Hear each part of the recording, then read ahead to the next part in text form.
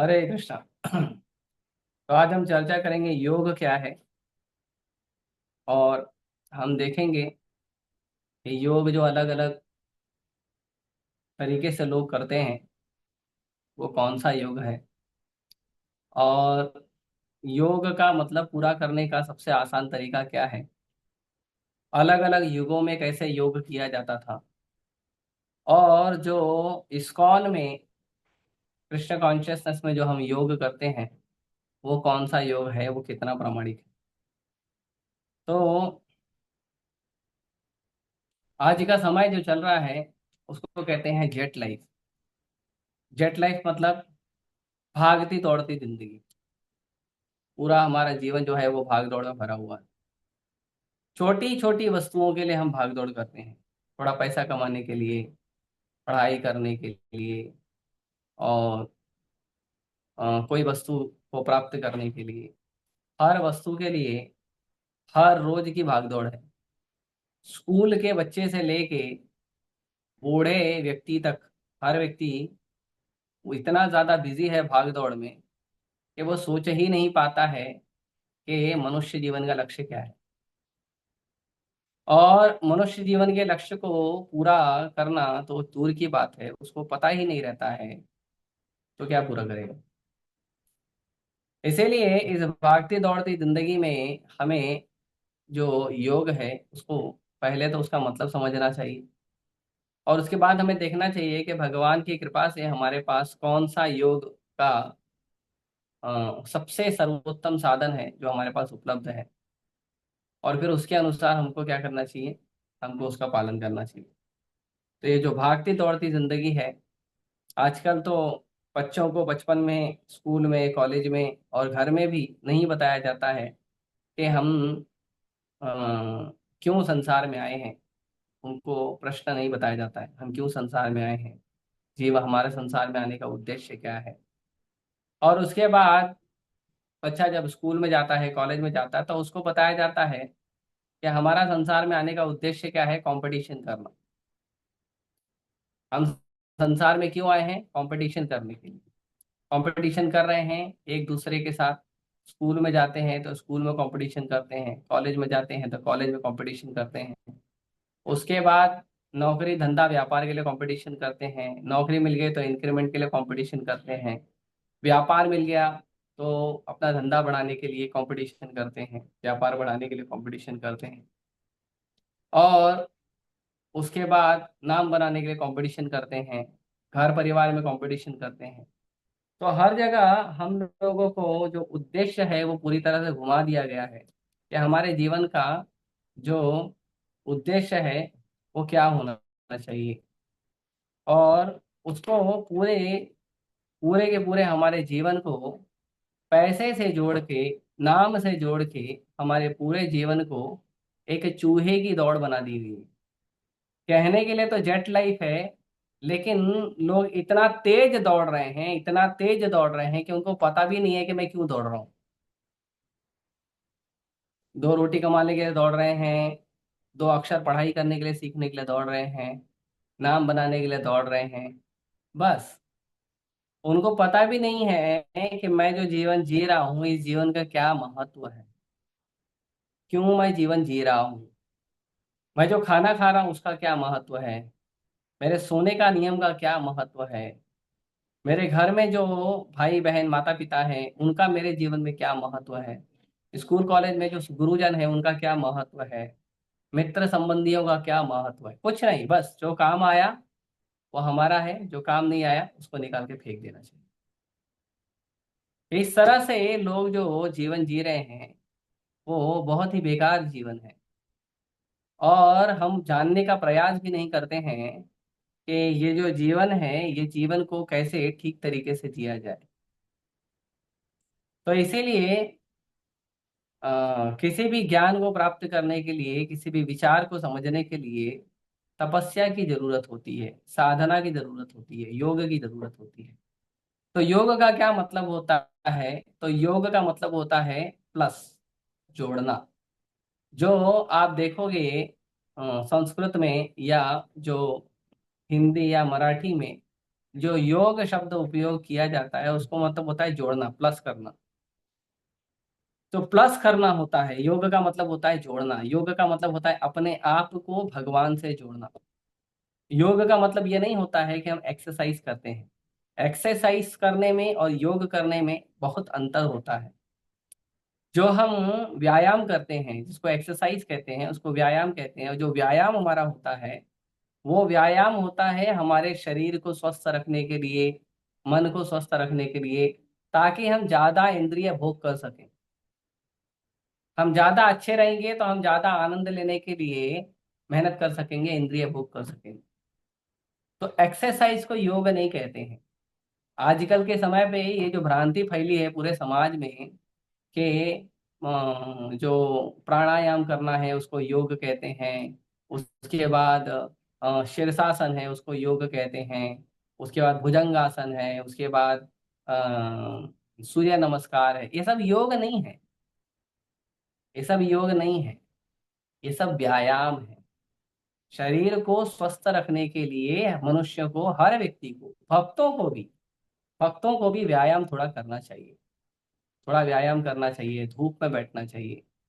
आज के समय पे हम लोग शहर की जो दुनिया है, जो नगर की दुनिया है, ये नगर की दुनिया में आज आज के समय पे प्रत्यक्ष रूप से प्रैक्टिकली हम हर जगह देखते हैं कि लोग नरक का जीवन जी रहे हैं।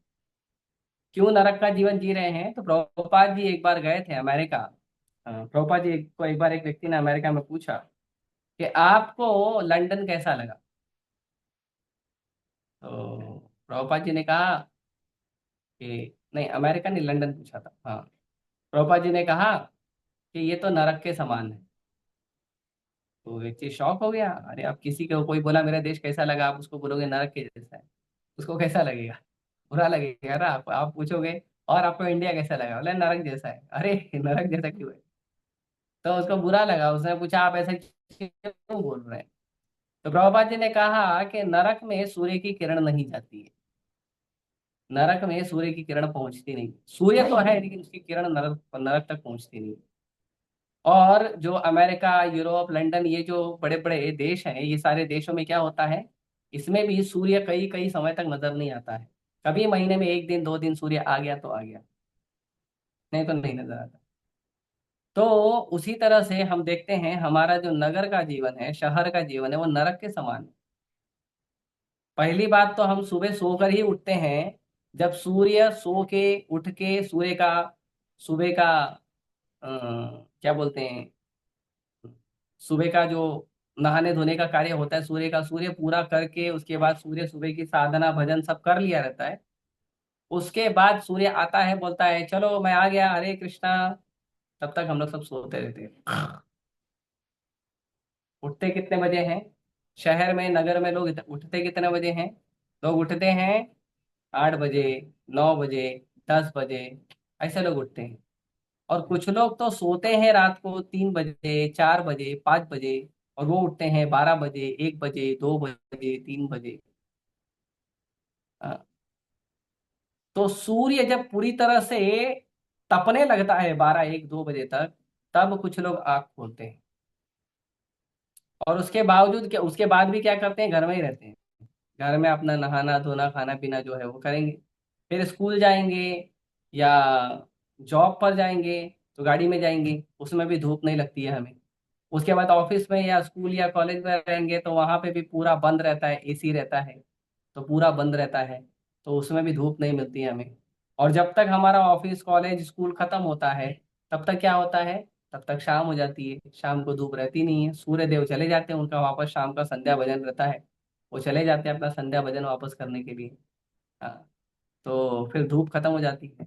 तो हमारा रोज का जो जीवन है, हम देखते हैं कि हमारे शरीर पे धूप का एक कण भी नहीं पड़ता है।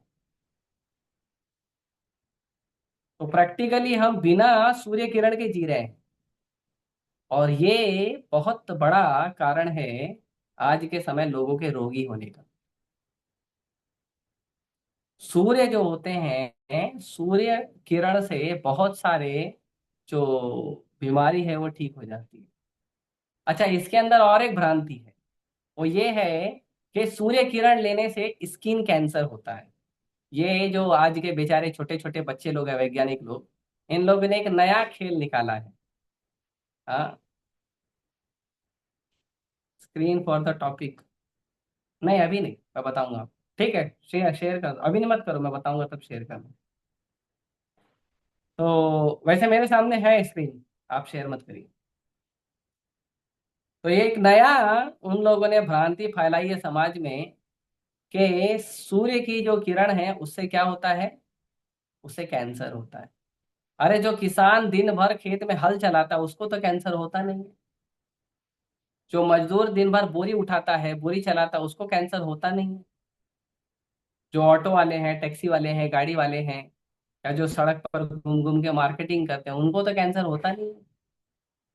और हम लोग घर के अंदर रहते हैं 24 घंटा, 1 घंटा सूर्य किरण में जाते हैं तो बोलते हैं कैंसर होता है। फिर उसके बाद सनस्क्रीन क्रीम लगाते हैं, लोशन। आपको पता है कैंसर किससे होता है? वो सनस्क्रीन लोशन से कैंसर होता है। सूर्य किरण से कैंसर नहीं होता। भगवान ने जितनी भी प्राकृतिक वस्तु बनाई है, उस प्राकृतिक वस्तु में कोई भी नुकसान नहीं है। नुकसान किसमें है? उस प्राकृतिक वस्तु से डराने के लिए हम जो क्रीम, लोशन, साबुन, तेल यूज करते हैं ना, उसमें है, जो नए जमाने का है। तो इसीलिए सूर्य की किरण में रहना चाहिए। कोई नहीं रहता, हम बच्चों को भी नहीं सिखाते हैं। पहले लोगों के घर भी होते थे, तो एक छोटा सा उनका घर होता था, और घर के अंदर भी पूरा खुला खुला रहता था। आप अगर किचन से बेडरूम भी जाओगे तो किचन के अंदर आपको छाया मिलेगी, बेडरूम के अंदर छाया मिलेगी। किचन से बेडरूम का जो रास्ता है उसमें छाया नहीं है, उसमें डायरेक्ट धूप मिलेगा। आंगन हो बोलते हैं उसे। एक बीच में आंगन होता था, उस आंगन आंगन में पूरा खुला रहता था, पूरा ऊपर से धूप आता था। धूप है, बारिश है, भगवान का डायरेक्ट कृपा जो है आंगन में पड़ता था। और फिर एक रूम से दूसरे रूम जाना है, एक किचन से दूसरे जगह जाना है, तो पूरा खुला रहता था वो। ऐसा घर बनता था पहले। अभी घर बनता है कबूतर खाना, खासकर शहरों में। कबूतर खाना। हम्म। रात को आएंगे, खाएंगे पिएंगे, सो जाएंगे, सुबह उठेंगे, हाथ मुंह धोएंगे, भाग जाएंगे। पूरा दिन जो है वो घर खाली रहता है। खाली इसलिए बोल रहा हूं क्योंकि पति पत्नी दोनों काम करते हैं, दोनों चले जाते हैं बाहर। पूरा दिन खाली रहता है। फिर रात को आएंगे कबूतर की तरह, सोएंगे, खाएंगे पिएंगे, और फिर उसके बाद फिर सुबह निकल जाएंगे। तो आजकल लोगों का घर घर नहीं हो गया, कबूतर खाना हो गया। कबूतर की तरह जीवन जी रहे हैं। तो ये इतना खराब जीवन जी रहे हैं हम लोग, और हम कहते हैं हम एडवांस हो गए। हम एडवांस भले हो गए हैं कुछ धातु के, जो स्टील और लोहा, इन सब के वस्तुओं को बनाने में हम एडवांस भले हो गए हैं नाम मात्र के, लेकिन हम विचारों से बहुत दूषित हो गए हैं। हम अपनी जीवन शैली से बहुत दूषित हो गए हैं। जेट एज लाइफ के नाम पर हमारा पूरा जीवन दूषित जीवन है। ना खाना ठीक से खाते हैं, खाना हमारा दूषित है, हमारा नींद का समय एकदम दूषित है, सब कुछ हमारा दूषित है। और उसके बाद अगर किसी को बोलो योगा करो, तो योगा नहीं करेंगे लोग। क्या क्या करेंगे? जिम करेंगे, व्यायाम करेंगे। तो जिम में जाते हैं। अब जिम का भी भ्रम देखिए। जब कोई व्यक्ति व्यायाम करता है तो उसके शरीर से पसीना निकलना चाहिए, ताकि उसके शरीर का जो टॉक्सिक है वो बाहर निकल जाए। जो गंदगी है शरीर में वो बाहर निकल जाए पसीने के रास्ते। अब लोग जिम भी जाते हैं तो एसी वाला। तो यहाँ मेहनत कर रहा है, शरीर से पसीना निकलना चाहता है, वहां लगा दिया एसी। होता ही नहीं। उससे अलग बीमारी पैदा हो रही। लोग बोलते हैं मोटापा कम करने के लिए जिम जाना। अरे मोटापा कम करने के लिए आप जिम जा रहे हो तो आप मेहनत करोगे, शरीर से पसीना निकलेगा, तब ना तुम्हारा ओबेसिटी, मोटापा थोड़ा कम होगा, या और भी जो परिवर्तन है वो आएगा। जिम में लगा दिया एसी, कहाँ से होगा? तो रिजल्ट होता ही नहीं है। क्यों? क्योंकि हम एसी के बिना रह नहीं सकते। जिम के अंदर साइकिल चलाते हैं, यही साइकिल चला के घर का कुछ काम नहीं करेंगे, जिम के अंदर जाकर 2 घंटा साइकिल चलाएंगे। क्या करें? लोग आलसी हैं घर के काम करने में। और उनको बड़ा उत्साह है समय बर्बाद करने। तो ये सब जो चीजें हैं, उसके बाद भी अलग अलग आसन होते हैं। ये सारे आसन जो हैं, ये क्या है? व्यायाम है।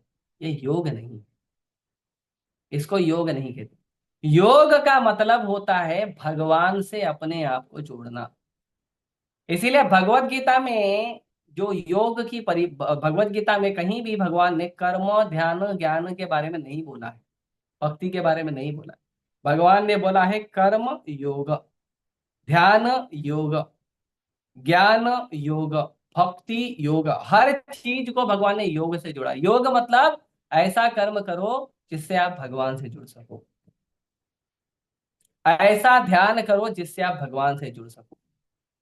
ऐसा ज्ञान प्राप्त करो जिससे आप भगवान से जुड़ सको। ऐसी भक्ति करो जिससे आप भगवान से जुड़ सको। तो भगवान ने पूरा भगवत गीता क्या है? योग है। योग, योग मतलब कृष्ण से जुड़ना। इसके लिए भगवत गीता के सबसे आखिरी श्लोक में भगवान का नाम भी उपयोग किया गया है। योगेश्वर उपयोग किया गया है। भगवान कौन है? भगवान हमारे योग के स्वामी है। भगवान हमारे योग के ईश्वर है। यत्र योगेश्वर कृष्ण यत्र पार्थो धनुर्धर। जहाँ पे भगवान कृष्ण योगेश्वर, सारे योगों के जो स्वामी हैं, वो भगवान कृष्ण है। जहाँ अर्जुन है, वहाँ विजय होगा, वहाँ श्री होगा, वहाँ सत्य होगा, वहाँ नीति होगा। ये सब कहाँ होगा? तत्र श्री विजय भूति ध्रुवा नीतिर्मतिर्म। कहाँ होगा? जहाँ पे भगवान है, जहाँ भगवान का भक्त। तो इसीलिए योग का मतलब होता है भगवान से जुड़ना। To link our self with supreme lord, to link the soul with super soul. अपने आत्मा को परमात्मा से जोड़ने को योग कहते हैं। इसका योग का असली मतलब है। और इसमें भगवत गीता के छठे अध्याय में भगवान ध्यान योग बताते हैं। तो कुछ लोग ध्यान भी करते हैं, तो ध्यान योग बताते हैं। तो ध्यान योग में भी अष्टांग योग होते हैं, 8 प्रकार के योग होते हैं। तो उसमें होता है यम, नियम, आसन, प्राणायाम, प्रत्याहार, धारणा, ध्यान, समाधि। तो इसमें यम का मतलब होता है क्या करना है, और नियम का मतलब होता है क्या नहीं करना है। तो लोगों को ये भी पता नहीं है यम और नियम का मतलब। लोग बोलते हैं ट्रैफिक का नियम है, इसका नियम है, उसका नियम है। अरे आप नियम नियम बोल रहे हो, नियम शब्द का परिभाषा क्या है? नहीं मालूम। तो यम का मतलब होता है क्या करना है, नियम का मतलब होता है क्या नहीं करना है। तो यम में आता है कि हमें क्या करना है? हमें हमारे इंद्रियों को निग्रह करना है। हमारी इंद्रियों को यहाँ वहां भागने से रोकना है। और नियम मतलब हमें कुछ ऐसे चीजों को ऐसे कुछ क्या कहते हैं, कानून का ऐसे कुछ भगवान के बनाए हुए नियम का पालन करना चाहिए, जिसके अंदर हम क्या कर सके, जिसके अंदर हम अ, अपने जो ध्यान करना है, ध्यान करने वाली वस्तुओं को हम, उसके लिए कुछ कानून होने चाहिए। तो ये नियम हो गया। नियम मतलब भगवान के बनाए हुए, को प्रदर्शित किए हुए कुछ कानून। तो एक है हमारे इंद्रियों को निग्रह करना, दूसरा है कि हमें उन निग्रह करने के लिए हमें कुछ कानून का पालन करना चाहिए। उसके बाद आसन, उसके बाद आसन कैसा लेना है। एक तो क्या करना है, एक दूसरा क्या नहीं करना, तीसरा कैसे बैठना है। कैसे बैठना है? भगवान कहते हैं ना आपका आसन ज्यादा ऊंचा होना चाहिए, ना आपका आसन ज्यादा नीचा होना चाहिए। और आपकी जो रीढ़ की हड्डी की जो सबसे आखिरी हड्डी है, वहां से लेके आपका जो सिर है और नाक का अग्र भाग है, ये पूरा एक लाइन में होना चाहिए। ना आपकी आंखें पूरी खुली होनी चाहिए, ना आपकी आंखें पूरी बंद होनी चाहिए। क्योंकि पूरी आंखें खुली रहेगी तो यहाँ वहां देखते रहोगे, और पूरी बंद होगी तो सो जाओगे। इसके लिए आधी खुली होनी चाहिए। हम्म। उसके बाद प्राणायाम, उसके बाद हमारे वायु को, प्राण वायु को क्या करना है? कंट्रोल करना है। प्राण वायु को कंट्रोल करना है मतलब प्राण वायु के द्वारा अपने शरीर को पूरा कंट्रोल करना है। इसके बाद आता है हमारे जितने भी इंद्रियां हैं, वो इंद्रियों को इंद्रिय भोग से दूर करना। उसको कहते हैं प्रत्याहार, प्रत्याहार। हमारे इंद्रियों का जो आहार है, आंख को क्या अच्छा लगता है वो देना है या नहीं देना है, वो कंट्रोल करना। कान को क्या अच्छा लगता है, देना है या नहीं देना है, कंट्रोल करना। जीभ को क्या अच्छा लगता है, देना है या नहीं देना है, कंट्रोल करना। और कंट्रोल करने का मतलब नहीं होता है कि नहीं करना, नहीं देना। ये एक गलत धारणा है।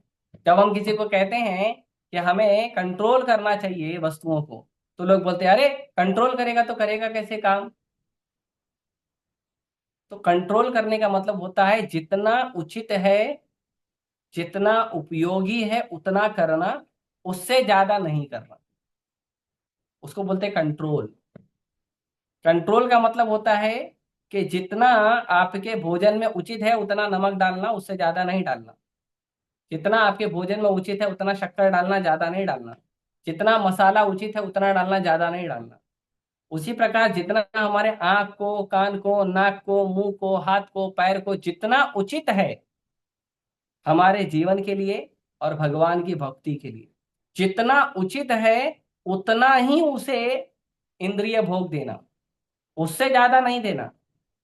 और ध्यान रखना कि उचित चीजें दे, अनुचित चीजें ना दे। जो चीजें भगवान द्वारा प्रदत्त प्रदत्त हैं, जो नियम कानून भगवान द्वारा प्रदत्त हैं, वो चीजें, वो नियम कानून जो है उसके अनुसार ही हमें हमारी इंद्रियों को भोग करने के लिए छोड़ना चाहिए। और नहीं है तो नहीं छोड़ना चाहिए। जैसे छोटा सा बच्चा होता है, तो छोटे से बच्चे को ज्यादा कंट्रोल लगता है, ज्यादा ध्यान देना पड़ता है। कहीं वो करवट लेके गिर ना जाए, कहीं यहाँ वहां वो चलने ना लगे। अगर वो थोड़ा डोलना वोलना सीख गया, चलना वलना सीख गया है, तो कहीं भी चले जाएगा। उसको क्या पता क्या अच्छा है क्या खराब है, क्या खाना नहीं खाना है। मिट्टी भी उठा के खा लेते हैं बच्चे लोग, स्वयं भगवान खा के बताए थे। तो उसको कंट्रोल करना, तो बच्चे को कंट्रोल करना मतलब बच्चे के लिए क्या उपयोगी है, क्या उचित है वो देना। तो हमारी इंद्रियां भी वैसे ही है, छोटे बच्चे की तरह है। और अनियंत्रित घोड़े के बच्चे की तरह है। जो अनियंत्रित घोड़ा होता है वो क्या होता है, वो कहीं भी जाता है, कहीं भी नुकसान करता है।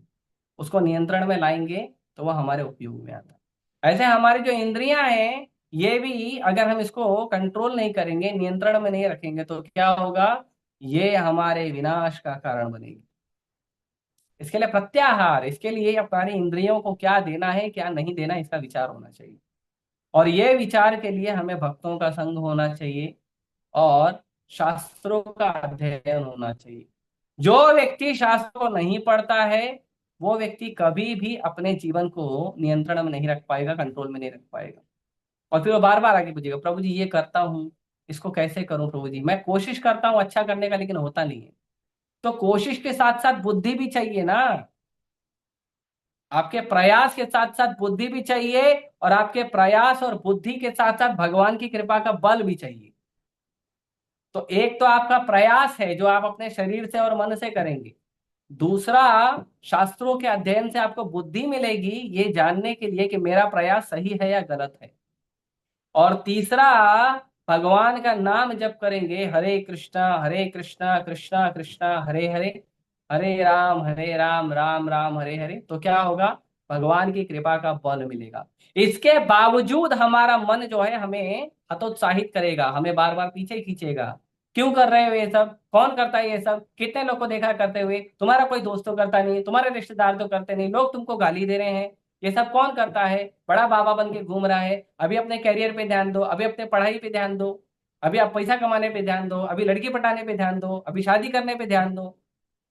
पर ये बहुत सारा हमारा मन हमको ज्ञान देगा, तो इसके लिए क्या करना चाहिए, भक्तों के संग में करना चाहिए ये सब। इसके लिए रोज लेक्चर सुनना चाहिए। लेक्चर सुनने का मतलब होता है भक्तों का संग करना। अगर आप रोज आते हो भागवतम सुनने के लिए, तो उससे क्या होता है, उसका मतलब है रोज 1 घंटा आप भक्तों का संग कर रहे हो। उसके बाद मंदिर आना चाहिए, भक्तों का संग करना चाहिए, भक्तों के संग में भक्ति करना चाहिए। तो उससे क्या होगा, उससे हमारी इंद्रियां आसानी से नियंत्रण में आ जाएगी। नहीं तो ये हमारी इंद्रियां है ना, अनियंत्रित घोड़े की तरह है, अनकंट्रोल हॉर्स। इतना दौड़ाएगा आपको कभी उठा के पटक भी देगा जमीन पे।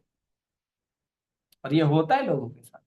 इसके लिए प्रत्याहार, हमारे इंद्रियों को इंद्रिय विषय से काट देना, या उसको इंद्रियों को इंद्रिय विषय उतना देना जितना हमारे जीवन के लिए, साधना भजन के लिए उपयोगी है, उससे ज्यादा नहीं देना।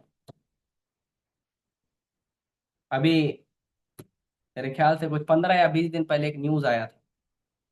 एक व्यक्ति गैम्बलिंग में, सट्टे में 96 लाख रुपए हार गया। 96 लाख। 1 करोड़ में 4 लाख रुपए कम। क्यों? नियंत्रण नहीं था। लोगों के घर बिक जाते हैं, घर बिक जाते हैं, उनके पत्नी के, उनके माता के, उनके बहन के सोने के गहने बिक जाते हैं।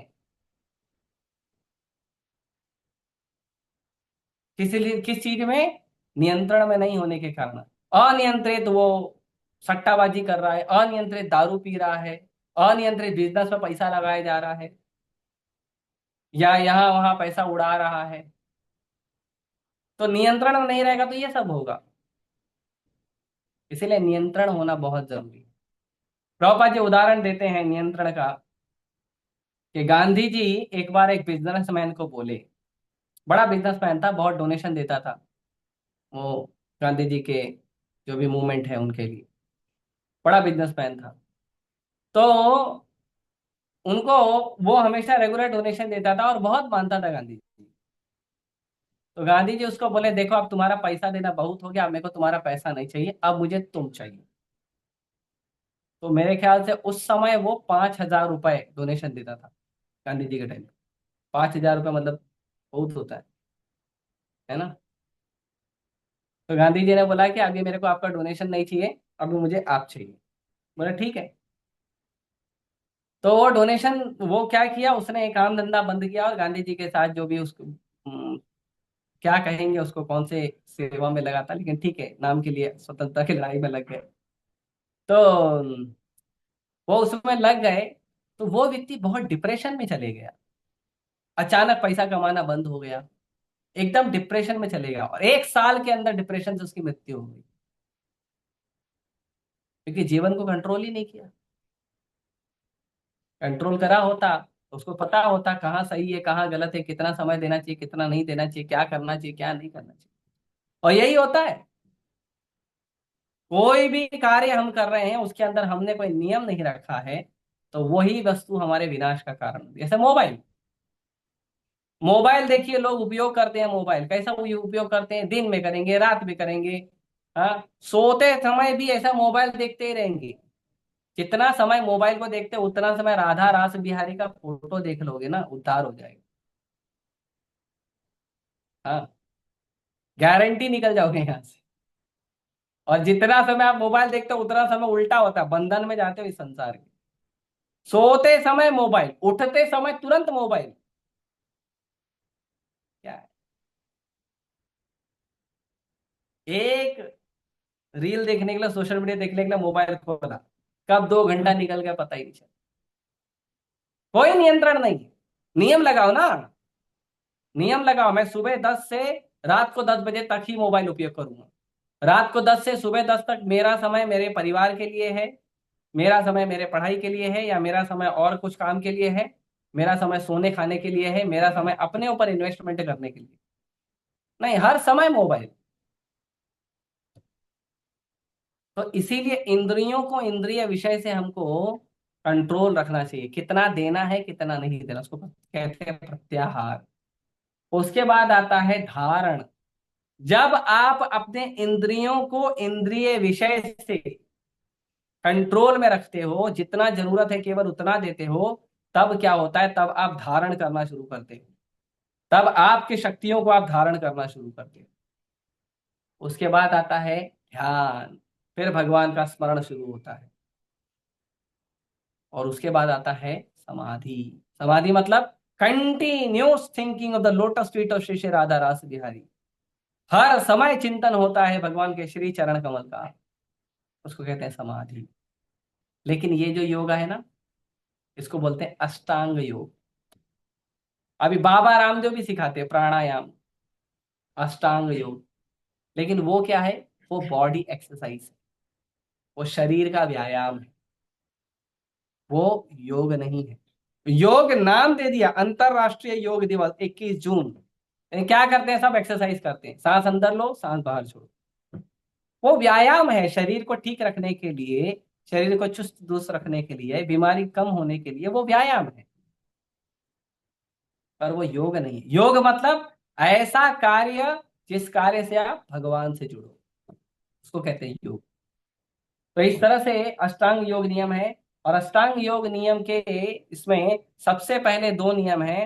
पहला नियम है अष्टांग योग का, और वो है कि आपको एकांत स्थान में जाना चाहिए, ऐसी जगह जहां पे आप हो और भगवान से जुड़ने का साधन हो। जैसे लोग चले जाते हैं धाम में, कोई चले जाता है वृंदावन धाम, जगन्नाथपुरी, बद्रिका धाम, हरिद्वार, रामेश्वरम, द्वारका, चले जाते हैं लोग एकांत स्थान में। पहले के साधु लोग जंगल में चले जाते थे, एकांत स्थान में, एकदम कोई और नहीं चाहिए, केवल हम और भगवान। तो एक तो एकांत स्थान चाहिए, और दूसरा क्या चाहिए, दूसरा हमारा जीवन जो है तपस्या का होना चाहिए। ये नहीं कि सुबह मैं बाहर आ जाऊंगा जंगल से, थोड़ा बढ़िया खाना पीना खा के फिर जंगल के अंदर घुस जाऊंगा, फिर 10 घंटा 12 घंटा भजन करूंगा, फिर बाहर आऊंगा, फिर बढ़िया बढ़िया खा लूंगा। या थोड़ा यहाँ वहाँ घूम लूंगा, थोड़ा टीवी देख लूंगा, थोड़ा मोबाइल चला लूंगा, या थोड़ा गार्डन घूम लूंगा, थोड़ा मार्केट घूम लूंगा, थोड़ा बाजार चले जाऊंगा, है ना। 12 घंटा तो तपस्या कर रहा हूँ ना, मैं 2 घंटा बाजार भी घूम के आ जाता हूँ, देख लेता हूँ बाजार में क्या क्या बढ़िया बढ़िया वस्तु नहीं। तपस्या। और तपस्या का मतलब है, तपस्या का मतलब होता है कि अपने योग के लिए, अपने भजन के लिए, अपनी पढ़ाई के लिए, हमें हमारे खुद के भले के लिए जानबूझकर, जानबूझकर हमें क्या करना चाहिए, हमें जानबूझकर ऐसी वस्तुओं से दूर होना चाहिए जिन वस्तुओं के प्रति हमारा ज्यादा लगाव, जानबूझ के हमें ऐसी वस्तुओं से दूर रहना चाहिए जो वस्तु हमारे जीवन में बाधा है, हमारे पढ़ाई में, हमारे भक्ति में, उससे जानबूझ के दूर होना है, वॉलेंटरली, जानबूझ के खुद से दूर होने का प्रयास करना है। ये नहीं कोई आपको बोलेगा, कोई आपको डांटेगा तब आप दूर होगे, कोई आपको पकड़ के अलग करेगा तब दूर होगे, नहीं। आपको पता होना चाहिए कि मेरे भले के लिए ये चीज मेरे जीवन में बाधा है, उसको दूर करो, और खुद दूर करना है।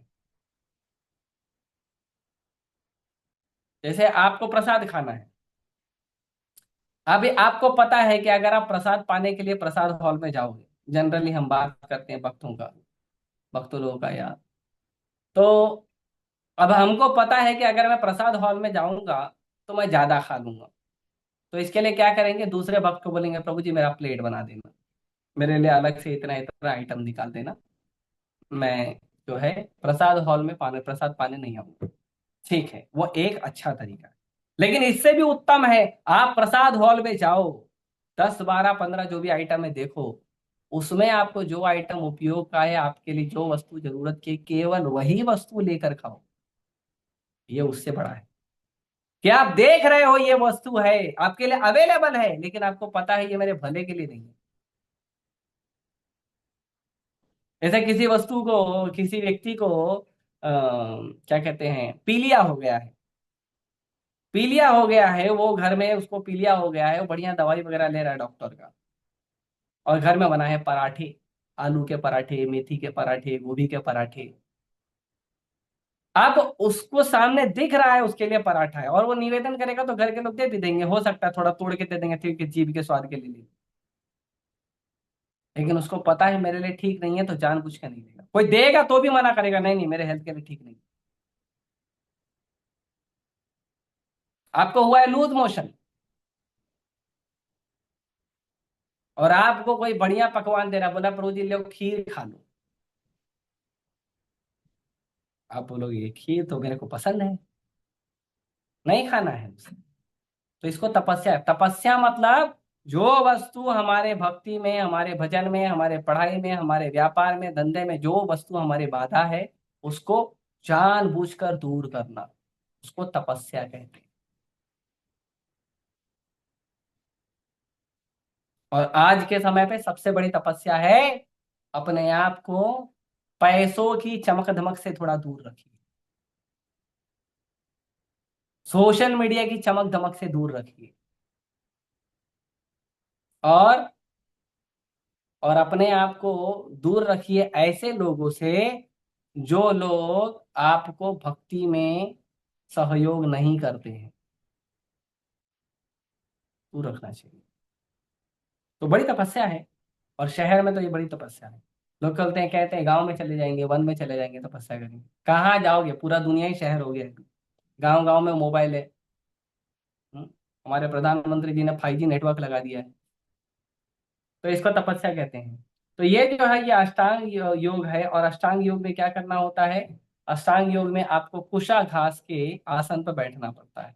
ऐसा गद्दी वाला सीट नहीं मिलेगा आपको। उस पर कुशा घास का जो है आसन मिलेगा, उस पर बैठना होता है, और उसका एक प्रॉपर पोस्टर होता है। तो इस वस्तु को करने के लिए आज के समय पे कितने लोग तैयार होंगे? कोई नहीं होगा। 5,000 साल पहले भगवान ने अर्जुन को भगवत गीता में ध्यान योग में इसका बात बताया। अर्जुन, जो अर्जुन बोलता है भगवान आप कहो तो मैं हवा को कंट्रोल कर सकता हूं, लेकिन मन को कंट्रोल नहीं कर सकता। मतलब वो ऑलरेडी प्राणायाम के स्तर पे जा चुका था अर्जुन। प्राणायाम के बाद क्या? प्राणायाम के बाद ध्यान धारणा समाधि। प्राणायाम के बाद प्रत्याहार, ध्यान धारणा समाधि। ऑलरेडी 4 स्टेप आगे चले गए। 4 स्टेप और पूरा करो, भगवान के स्मरण में चले जाओ। अर्जुन बोला आई एम सॉरी कृष्ण, मेरे से नहीं होगा। 5,000 साल पहले जब वस्तु हमारे लिए ज्यादा अनुकूल थी, जब हर जगह गांव थे, हरियाली थी, स्वच्छ पानी था, स्वच्छ हवा थी, लोगों के हृदय भी स्वच्छ थे, थोड़े बहुत गंदे थे, बाकी लोग स्वच्छ थे, तब अर्जुन ने मना कर दिया मेरे से नहीं होगा प्रभु। हाँ। तो इस तरह से अर्जुन ने भगवान को बोला। अच्छा, अध्याय 6 श्लोक 34 में अर्जुन भगवान को बोलता है, चंचलम ही मना कृष्ण प्रमाथि बलभद्रणम तस्याहम निग्रहम मन्ये वायोरिव सुदुष्करम। भगवान मेरा जो मन है वो चंचल है और प्रमादी है, बलवत है, दृढ़म है। उसको कंट्रोल करना मतलब, आप मेरे को बोलो हवा को कंट्रोल कर, तो वो मैं कर लूंगा, लेकिन वो हवा को कंट्रोल करने से ज्यादा मुश्किल है मन को कंट्रोल करना। तो भगवान क्या बोले, आए ना, ऐसा थोड़ी है, क्या बात करते हो? ऐसा नहीं बोला भैया। भगवान क्या बोले, यस असंशयम महाबाहो मनो तो निग्रहम चलम अभ्यासेन तु कौन्तेय वैराग्येन च गृह्यते। यस, मन इतना दुष्ट है कि वो कंट्रोल में नहीं आता है, लेकिन इसके लिए क्या करना पड़ेगा? अभ्यास करना पड़ेगा और वैराग्य लेना पड़ेगा। जो वस्तु आपके भक्ति में बाधा आती है उससे वैराग्य, और जो वस्तु आपके भक्ति में सहयोग है उसका अभ्यास करना है। ये दो चीज जरूरी है, तब जाके मन कंट्रोल होगा, नहीं तो नहीं हो। नहीं तो कर लो कितना मेहनत करना है। एक दिन आओगे मंदिर में, हरे कृष्णा मंदिर में एक दिन आओगे, 16 माला जप करोगे, नाचोगे गाओगे बढ़िया और चले जाओगे। ठीक है, एक दिन आप पेट्रोल भर के चले गए, हफ्ता भर पेट्रोल थोड़ा तो चलता है। लेकिन आप एक दिन में होते हैं 24 घंटे, 7 दिन में होते हैं 24 × 7, और उतना समय आप रहोगे भौतिक परिवेश में, भौतिक लोगों के संग में, और 7 दिन में 1 घंटा 2 घंटा मंदिर आओगे। आप बताओ भक्ति का कितना प्रभाव पड़ेगा? जिस चीज का ज्यादा संग करोगे वो चीज का प्रभाव ज्यादा पड़ेगा आपके ऊपर। भक्तों का संग करोगे तो भक्ति का प्रभाव ज्यादा पड़ेगा, अच्छे लोगों का संग करोगे तो अच्छे लोगों का प्रभाव ज्यादा पड़ेगा। और 7 दिन जाके न जाने कैसे कैसे लोगों का संग करते हो जो कोई भी भक्त नहीं है, तो उनका प्रभाव ज्यादा पड़ेगा। इसके लिए हमें क्या करना चाहिए? हमें हमें भगवान का ध्यान करना चाहिए, हमें ऐसे योगों को चुनना चाहिए जो योग जो है आसान हो। अर्जुन ने मना कर दिया तो फिर हमारे लिए तो असंभव है। इसीलिए हमें ऐसे योग पद्धति को अपनाना चाहिए जो हमारे लिए आसान हो। तो इसके लिए श्रीमद् भागवतम के 12वें स्कंद के 3रे अध्याय के 52 नंबर श्लोक का वर्णन आता है, कृते अध्याय दो विष्णु त्रेतायाम यजतो मखै द्वापरे परिचर्यायो कलौ तद हरि कीर्तनात्। तो कहते हैं कि जो सत्य युग था, सत्य युग में क्या था, सत्य युग में भगवान का चरण कमल का लोग ध्यान करते थे। उस समय लोगों की उम्र थी 1 लाख साल, और लोग 10,000, 20,000, 50,000, 60,000 साल तक भगवान के चरण कमल पे ध्यान लगाते। उसके बाद त्रेता युग आया। त्रेता युग में भगवान का बड़ा बड़ा हवन बना के यज्ञ करते थे। तो यज्ञ कैसे होता था, उसमें शुद्ध ब्राह्मण, शुद्ध घी, शुद्ध हवा, शुद्ध वस्तुएं भगवान को अग्नि के द्वारा भगवान को भोग लगाया जाता। उसके बाद तीसरा जो द्वापर युग है, द्वापर युग में भगवान के बड़े बड़े मंदिर बनाना, बड़े बड़े विग्रह बनाना, भगवान की पूजा अर्चना करना, भगवान के अर्चा विग्रह की आरती करना, इन सब माध्यम से भगवान की प्राप्ति होती है। कलयुग में ये सब हो नहीं सकता, ना हमारे पास उम्र ज्यादा है कि हम भगवान के चरण कमल पे ध्यान लगाएं। ध्यान लगाना तो छोड़ो, उम्र तो छोड़ दो, हमारे पास ध्यान तो लगता ही नहीं, 1 मिनट तो ध्यान लगता नहीं, हरे बोला तो भाग जाता है मन, कृष्णा सुनता ही नहीं है। हमारा मन ऐसा है। तो इसके लिए क्या करना चाहिए, तो वो सत्य युग का ध्यान लगाने का प्रोसेस अवेलेबल नहीं है। उसके बाद लोग अपने घर का चूल्हा जला ले, वो बड़ी बात है, अग्नि का कुंड जलाना तो अग्नि का कुंड जलाना तो बहुत दूर है। उसमें भी शुद्ध ब्राह्मण मिले, शुद्ध घी मिले तो असंभव है। शुद्ध हवा, शुद्ध पानी नहीं मिल रहा तो घी तो छोड़ दो। हम्म, तो ब्राह्मण भी देखो, आजकल ब्राह्मण भी शुद्ध नहीं मिलते हैं, क्या करें। तो वो नहीं हो सकता। उसके बाद बड़े बड़े अर्चा विग्रह बनाना, बड़े बड़े मंदिर बनाना, तो वो भी बड़ा मुश्किल है आजकल के समय पे। लोग अपना छोटा सा घर बना ले, खोली बना ले, वही बड़ी बात है। गांव की हवेली छोड़ के शहर में खोली बनाते हैं, और वो भी भारी पड़ता है लोगों को। एक खोली बनाने में 30-30, 40-40, 50-50 साल निकल जाते हैं लोगों के, है ना। खोली तो बना लेते हैं लोन लेके, लेकिन वो लोन भरने में 50-50 साल चले जाते हैं। तो कैसे करेंगे, तो बहुत आसान तरीका है। कलौ तद हरि कीर्तन, कलयुग में क्या करना है, भगवान का नाम जप करना है। हरे कृष्णा, हरे कृष्णा, कृष्णा कृष्णा हरे हरे, हरे राम, हरे राम, राम राम। तो इस तरह से भगवान का भक्ति करना है, और इस तरह से भगवान का भक्ति करते हैं। तो इसमें हम देखेंगे अभी टेस्टिमोनियल्स, टेस्टिमोनियल्स मतलब हम देखेंगे प्रत्यक्ष प्रमाण के दूसरे धर्म के लोग क्या कहते हैं। तो क्रिश्चियनिटी में जीसस क्राइस्ट कहते हैं कि glorify the Lord's holy name by saying our Father who art in heaven, hallowed be thy name।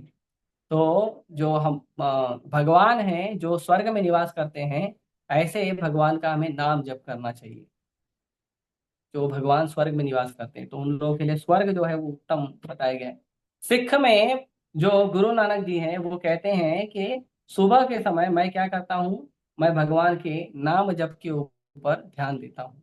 उसके बाद इस्लाम में कहते हैं कि भगवान के पवित्र नाम का जप करिए। तो जो भी वो लोग सुबह आप देखेंगे दिन भर में 5 बार वो लोग अजान देते हैं। तो वो क्या अजान देते हैं, अजान में वही कहते हैं कि भगवान सबसे बड़े हैं, और भगवान का शरण लीजिए, भगवान का नाम जप करिए। उसे वही उसका मतलब है। उसके बाद में बुद्ध में कहते हैं, बुद्ध जो बुद्ध धर्म है उसमें भी कहते हैं कि भगवान का नाम जप करिए। और सनातन धर्म में भी बहुत सारा नाम जप का महिमा है। तो जो मंत्र कहते हैं, तो मंत्र का मतलब होता है मनोत्र, मनोत्र। तो मन मतलब हमारा मन, त्र मतलब त्रायते, जो हमारे मन को सही मार्गदर्शन दे उसको मंत्र कहते हैं। इसीलिए मंत्र की शक्ति ज्यादा होती है। कोई भी कार्य करो उसमें मंत्र जप करोगे तो उसमें वो कार्य का प्रभाव ज्यादा पड़ता है। पढ़ाई करने बैठ रहे हो, मंत्र जप करिए, भगवान का नाम जप करिए। नहाने जा रहे हो, भगवान का नाम जप करिए। प्रसाद पा रहे हो, भगवान का नाम जप करिए। कहीं आ रहे हो, जा रहे हो, ट्रैवलिंग कर रहे हो, भगवान का नाम जप करिए। मंत्र कोई भी कार्य करिए, उसमें अगर मंत्र जप कर लिया ना तो पावर बढ़ जाता है। क्यों, क्योंकि मंत्र क्या करता है, हमारे मन को सही मार्गदर्शन देता है। अभी हमारा मन कैसे कैसी वस्तु में फंसा हुआ, तो मन को सही मार्गदर्शन देता है मंत्र। इसीलिए जो सबसे सिंपल चीज है वो है हरे कृष्ण महामंत्र जप करना। और हरे कृष्ण महामंत्र जप करने का जो शास्त्र का प्रमाण है, तो नारायण संहिता में वर्णन है कि कलयुग के कलयुग में केवल भगवान का नाम जप करने मात्र से हमको क्या होता है, परम भगवान की प्राप्ति होती है। फिर कल संतरण उपनिषद में कहा गया है कि जो मंत्र है हरे कृष्णा कृष्णा कृष्णा हरे हरे, हरे राम राम राम हरे हरे, जो भगवान का मंत्र है। ये इस मंत्र, इस 16 नाम के मंत्र में भगवान की सारी शक्तियां हैं। और ये 16 नाम का मंत्र जो है, ये इससे ऊपर कोई दूसरा सॉल्यूशन अवेलेबल है ही नहीं कलयुग में।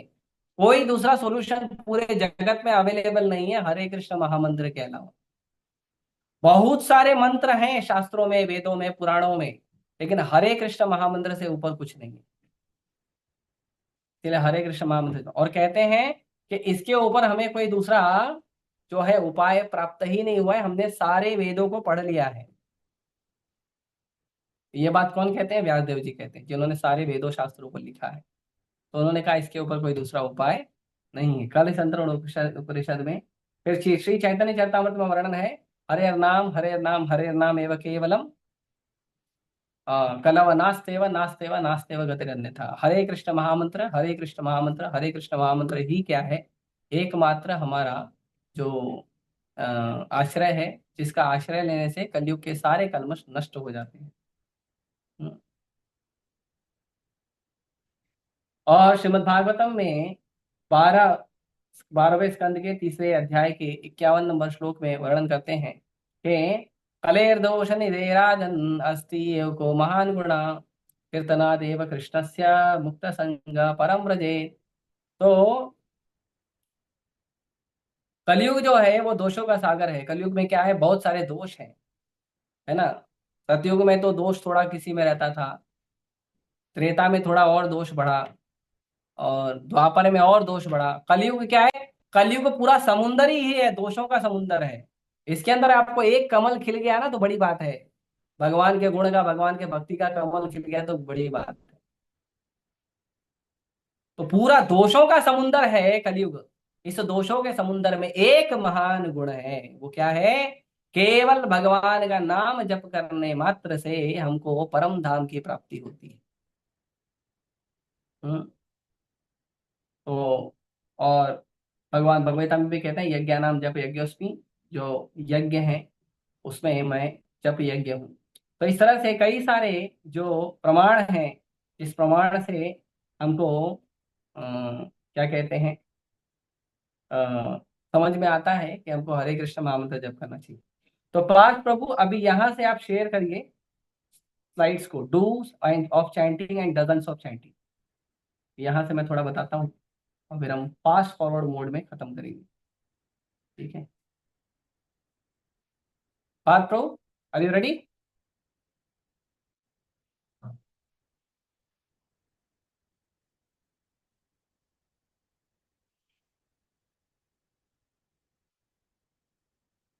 नीचे आओ स्क्रिप्चरल रेफरेंस के नीचे आओ। और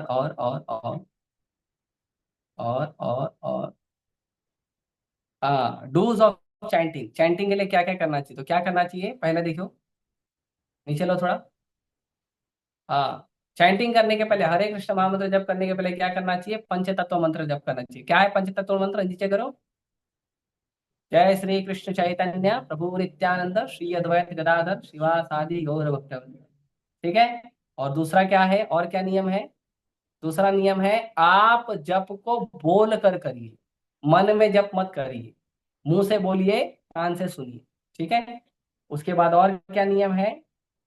हर नाम को आप लोग ध्यान दीजिए कि जो आप बोल रहे हो, हरे कृष्णा कृष्णा कृष्णा हरे हरे, हरे राम राम राम हरे हरे।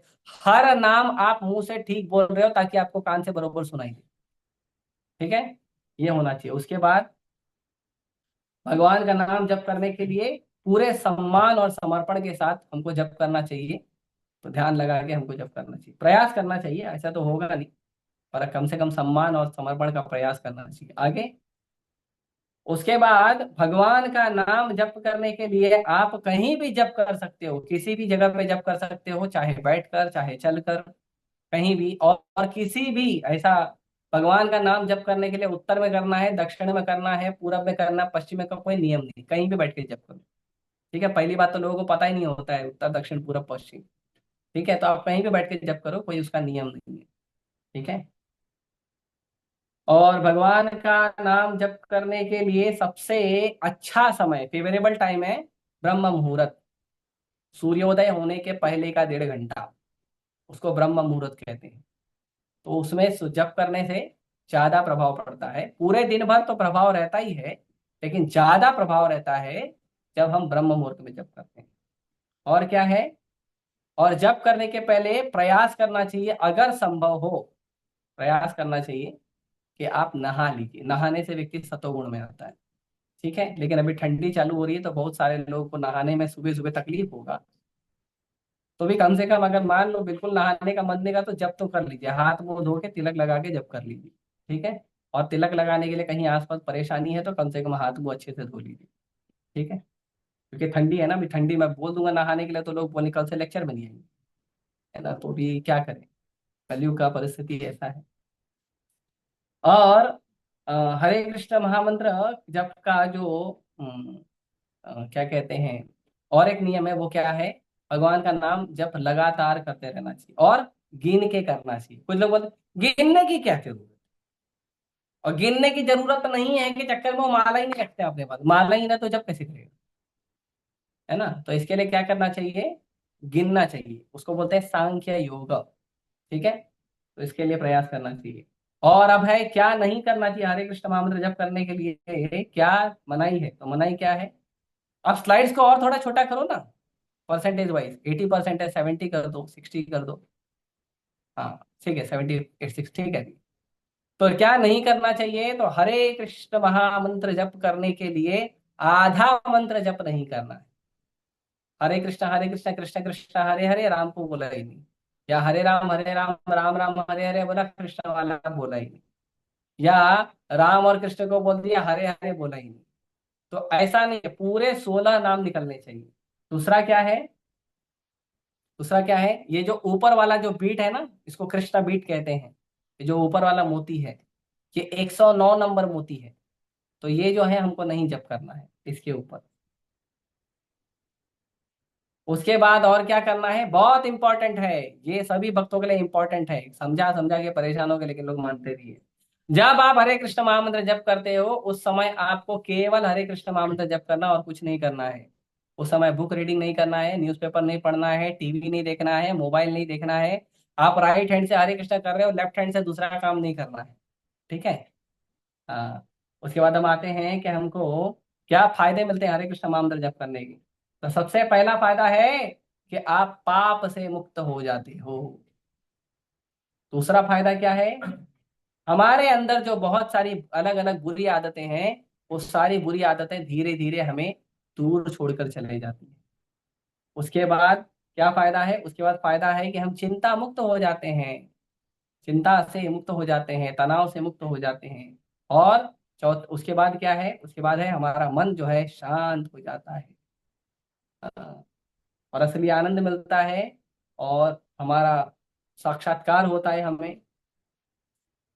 और हरे कृष्ण महामंत्र जप के बारे में क्या कहते हैं बहुत सारे अलग अलग लोग, तो आप देखते हैं, आइए देखते हैं क्या कहते हैं अलग अलग लोग। नीचे करो। ये स्लाइड शो में नहीं हो सकता है क्या। ठीक है। तो जॉर्ज हैरिसन जो उस समय के बीटल्स थे वो कहते हैं कि ये जो तरीका है वो क्या है, वो बहुत ही पावरफुल तरीका है भगवान के साक्षात्कार करने का। उसके बाद और भी बहुत सारे हैं, चाहिए तो मैं ये सब आप लोगों को अलग से लिख कर बता दूंगा। भारत के भी कई सारे उद्योगपति हैं, उन लोगों का भी कहना है, तो ये आप यहाँ पे ठीक से है नहीं। पार्थ प्रभु इसका स्लाइड शो में देखिए, प्रॉपर उसका कोट निकालिए, उसके बाद नाम निकालिए, और ये कोट और नाम जो है उसको बना के अच्छे से मेरे को दिखा के, और उसके बाद में हम ग्रुप में भेज देंगे ताकि लोगों को पता चले कि कौन कौन हरे कृष्ण महामंत्र के बारे में क्या क्या कहता है, चाहे देशी हो या विदेशी हो। ठीक है। उसके बाद आप डायरेक्ट यस फटाफट नीचे प्रभु। आ जाइए, फटाफट नीचे आ जाइए।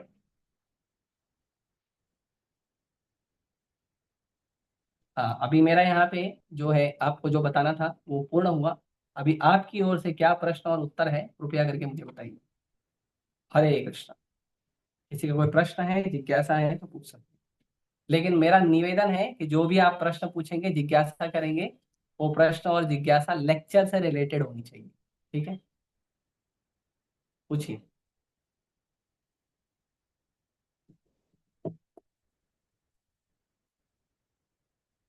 ऑनलाइन। हाँ बोलो। जाप करते टाइम कुछ और दिमाग में चलते हैं, जैसे कॉफी पी लिया हाँ, तो क्या? जब करते समय मन में कुछ और चलते रहता तो क्या करें? हम यहाँ पे जब करें हरे कृष्णा कृष्णा कृष्णा हरे हरे, और हमको सुगंध आ रही है कि मम्मी पकोड़े बना रही है, तो क्या करना चाहिए? हाँ, क्या करना चाहिए? तो जब करते समय आपका मन कंट्रोल करने के लिए हरे कृष्ण महामंत्र काफी है, लेकिन आप मन को कंट्रोल करने का प्रयास मत करिए। जब करते समय आप बोलिए और सुनिए। आपका काम मन को कंट्रोल करना नहीं, वो काम हरिनाम का है। हरिनाम आपका मन कंट्रोल करेगा। आपका काम क्या है? बोलो और सुनो। आप प्रोसेस फॉलो करो। आप मन को कंट्रोल करने मत जाओ। आप केवल क्या बोल करो, बोलो और सुनो, उससे ही सब प्रॉपर हो। आप सोचोगे नहीं, मन को कंट्रोल करना है तो ये कर लूं वो कर लूं, वो सब कोई फायदा नहीं करना है ना। कुछ लोग क्या करते थे, मैं सुना हूँ, कुछ लोग क्या करते थे, जब करने बैठेंगे तो मन में जो बुरे ख्याल आते थे उसको लिख लेते थे, या अच्छे ख्याल आते थे उसको लिख लेते, और फिर बोलते थे अभी ये ख्याल गया ना, अभी दूसरा ख्याल नहीं। अरे मन है, 24 घंटे में 60,000 विचार आपको देने का शक्ति रखता है। कितना लिखोगे? आप लिखते लिखते आपका हरिनाम तो होगा नहीं, वो बुक भर जाएगा लिखते लिखते। तो इसके लिए आप जो है, सोचने का काम, मन का जो काम है वो करने दीजिए। आप अपना काम करिए, मन अपना काम कर रहा है, आप अपना काम करिए। ठीक है। और कोई?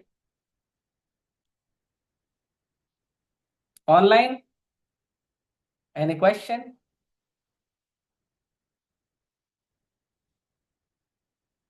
अरे वाह, सबको समझ में आ गया, वेरी गुड। मतलब हरिनाम पावरफुल निकलेगा अभी सबसे। कल का जप एकदम तगड़ा होगा। है।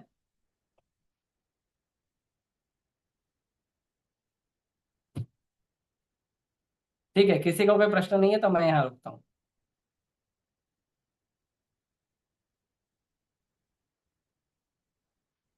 ठीक है, चलिए हम यहाँ रुकते हैं। श्री हरिनाम प्रभु की, हरे कृष्ण महामंत्र की, हरिनाम संकीर्तन की, श्रील प्रभुपाद की। हरे कृष्ण।